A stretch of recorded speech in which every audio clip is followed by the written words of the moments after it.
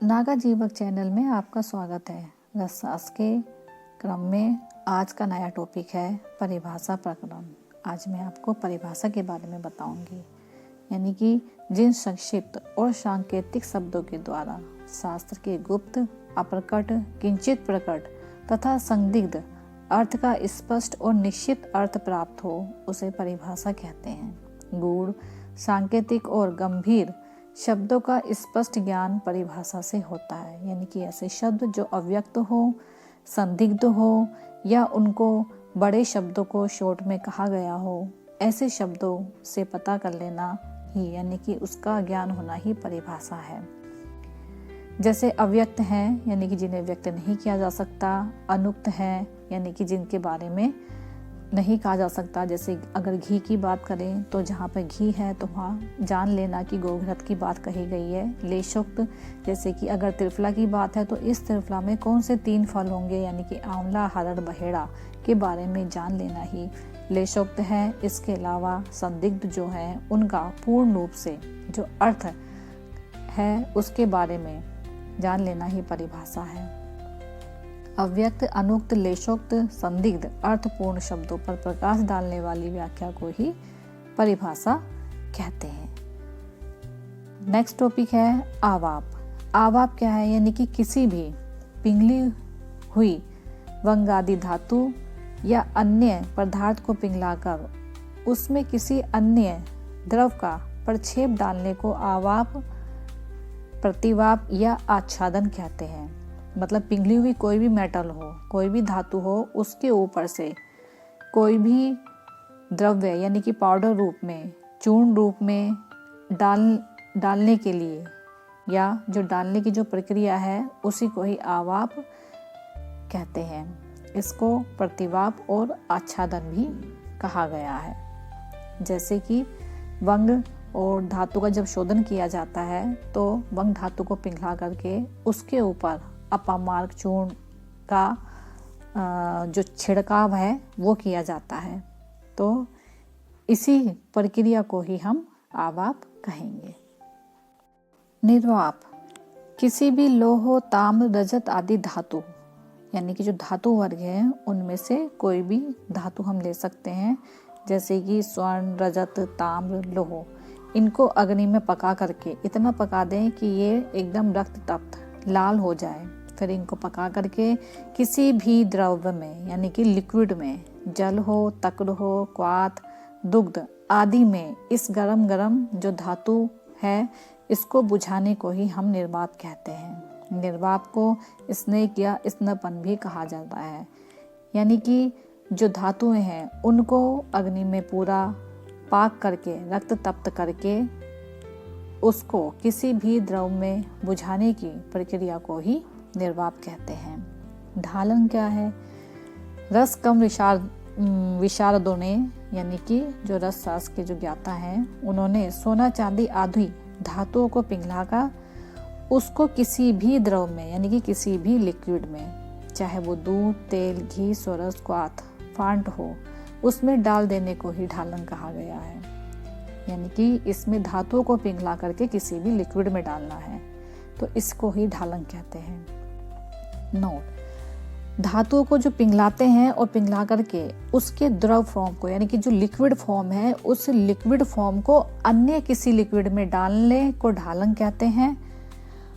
और धातु को रक्त तप्त करके किसी द्रव्य में, यानी कि किसी लिक्विड में बुझाने को निर्वाप कहते हैं। और वहीं धातु, यानी कि जो पिघली हुई धातु है उसके ऊपर अन्य किसी द्रव्य को डालने को आवाप कहते हैं।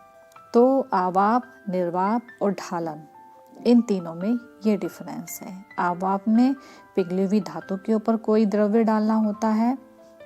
निर्वाप में रक्त तप्त करके धातु को उसको किसी द्रव में, यानी कि लिक्विड में बुझाना होता है। और ढालन में पिघली हुई जो धातु है उसको किसी द्रव में डालना होता है, किसी लिक्विड में डालना होता है। ये ढालन है। भावना, धातु आदि किसी भी औषध के चूर्ण को द्रव पदार्थ, यानी कि लिक्विड में जल, स्वरस, क्वाथ, फांट, दूध, तेल, घृत आदि के साथ खल में मर्दन करने सुखाने की क्रिया को ही भावना कहते हैं। मतलब इसमें धातु हो, कोई भी महारस हो, उपरस हो, साधारण रस हो या कोई भी द्रव्य हो, उसको पीस करके पाउडर बना करके उसके अंदर कोई भी लिक्विड यानी कि कोई भी द्रव पदार्थ डालते हैं और फिर इसको मर्दन करते हैं। तब तक मर्दन करते हैं जब तक कि ये लिक्विड यानी कि ये जो द्रव है वो सूख ना जाए। इसी प्रक्रिया को ही भावना कहा जाता है। भावना से चूर्ण के जो कण हैं वो बहुत सूक्ष्म, इतने सूक्ष्म हो जाते हैं कि यह शरीर के सूक्ष्म से सूक्ष्म स्रोतों में भी प्रवेश कर जाते हैं। इसीलिए भावना देने से जो द्रव्य है वो बहुत ही महीन हो जाता है। साथ ही भावना देने से जो भावना द्रव्य है यानी कि जिस द्रव्य से भावना दी जा रही है उसके गुण भी इस द्रव्य के अंदर आ जाते हैं। तो भावना द्रव्य के गुण आकर चूर्ण रूप औषधि में गुण की वृद्धि हो जाती है। तो भावना देने के दो फायदे हो गए। एक तो सूक्ष्म इतना हो जाएगा कि शरीर के स्रोतों में जब हम इसकी मेडिसिन लेंगे तो ये शरीर के सूक्ष्म स्रोतों में भी चली जाएगी। दूसरा, जिस द्रव्य से भावना दी जा रही है उस द्रव्य के गुण भी इस मेडिसिन के अंदर आ जाएंगे। इसकी मात्रा क्या होनी चाहिए?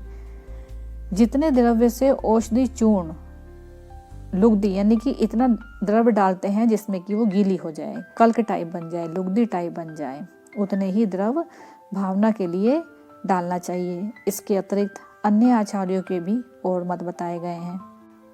आचार्य शारंगधर के अनुसार जितना द्रव डालने से चूर्ण औषधि सम्यक रूप से डूब जाए, यानी कि हमें इतना लिक्विड लेना है जितने में कि जो द्रव्य है वो पूरी तरीके से डूब जाए, उतना द्रव्य भावना के लिए लेना है। ये आचार्य शारंगधर ने कहा है।